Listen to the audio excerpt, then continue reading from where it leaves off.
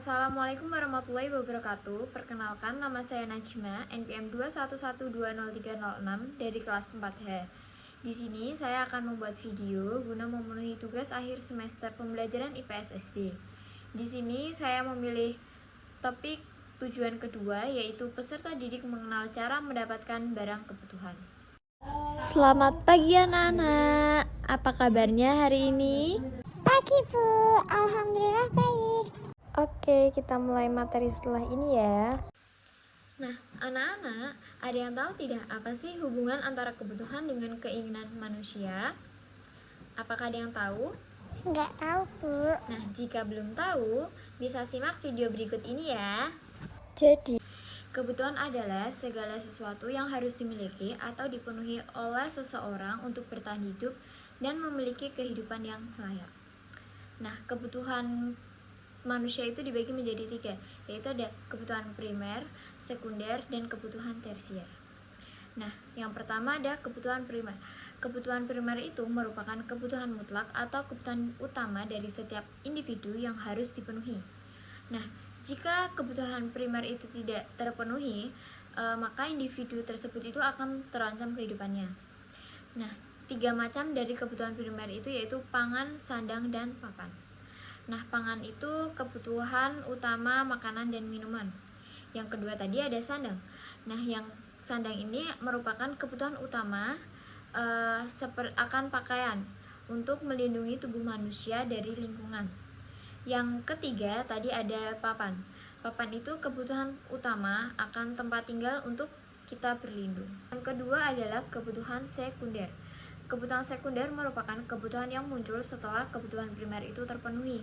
Contohnya seperti handphone, kamera, laptop, dan sebagainya. Nah, yang ketiga tadi ada kebutuhan tersier. Nah, kebutuhan tersier itu merupakan kebutuhan yang berupa barang mewah untuk memperlihatkan jenjang sosial seseorang atau dapat berfungsi sebagai hiburan. Nah, contohnya itu seperti mobil mewah, berlibur ke luar negeri, perhiasan, dan sebagainya. Maka dari itu, mengetahui kebutuhan pribadi dan menggolongkannya ke dalam 3 kelompok kebutuhan itu cukup penting untuk dilakukan.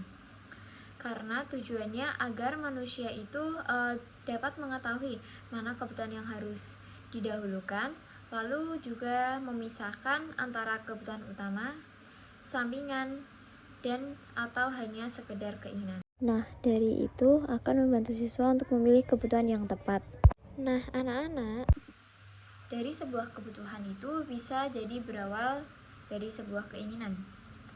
Keinginan untuk menjadi lebih baik dan hidup lebih layak. Keinginan itu merupakan fungsi tambahan yang ingin dimiliki oleh setiap individu. Jika keinginan itu tidak terpenuhi, maka tidak akan mengganggu kelangsungan hidup seseorang. Namun, keinginan pun harus juga didasari dengan kemampuan diri masing-masing individu. Bila tidak terkontrol dengan baik, maka keinginan akan membuat kelangsungan hidup kita ini tidak berjalan dengan baik. Nah, bagaimana mengatur urutan kebutuhan berdasarkan waktunya?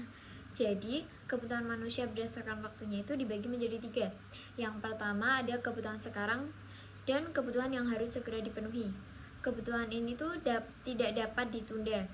Sedangkan yang kedua ada kebutuhan mendesak dan kebutuhan yang tiba-tiba muncul. Nah, kebutuhan ini tuh bersifat sangat kritis sehingga dapat mengancam nyawa jika tidak segera terpenuhi. Yang ketiga itu ada kebutuhan yang akan datang dan kebutuhan yang dipenuhi di kemudian hari. Nah, kebutuhan ini tuh dapat ditunda terlebih dahulu. Kebutuhan ini dapat direncanakan terlebih dahulu. Sifatnya itu tidak mendesak. Ya, sekian dari materi yang saya jelaskan. Apabila ada kesalahan maupun kekurangan mohon dimaafkan. Terima kasih. Wassalamualaikum warahmatullahi wabarakatuh.